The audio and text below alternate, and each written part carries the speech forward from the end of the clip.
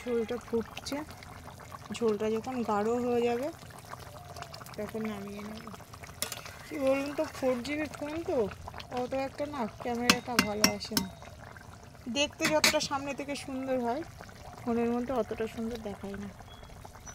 কে কে খাবেন অবশ্যই বলবেন, আর কেমন হয়েছে জানাবেন কমেন্ট করে। রান্না হয়ে গেছে, এবার নামিয়ে নেব। দেখুন রান্না পুরো কমপ্লিট।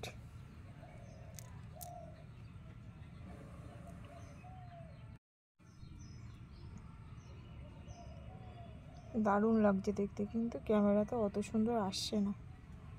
আর কেটে রাখা উচ্ছে আলুটাকে ভাজা করব চিংড়ি মাছ দিয়ে। সবার প্রথমে কড়াইতে পরিমাণ মতন তেল দিয়ে নেব। তেল গরম হয়ে গেছে, এর মধ্যে পেঁয়াজ দিয়ে দেবো।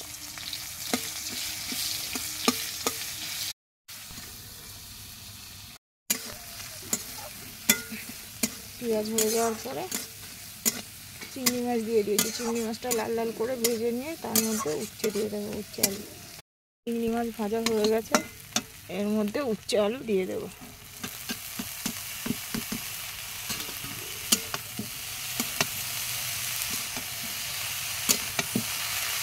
একটু পরে সামান্য লবণ দেবো।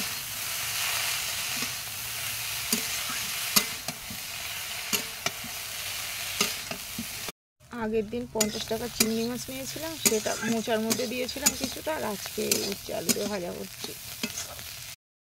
ভাজা হয়ে গেছে, এবার নামিয়ে ফেলবো। এই যে আগের দিনে সেই রুই মাছ এনেছিলাম, সেই মাছ আর এই উচ্ছে আলু ভাজা, রুই মাছের টমেটো দিয়ে ঝাল আর উচ্ছে দিয়ে আলু দিয়ে চিংড়ি মাছ ভাজা কমপ্লিট। কেমন হয়েছে অবশ্যই সবাই জানাবেন, জানাতে কিন্তু ভুলবেন না।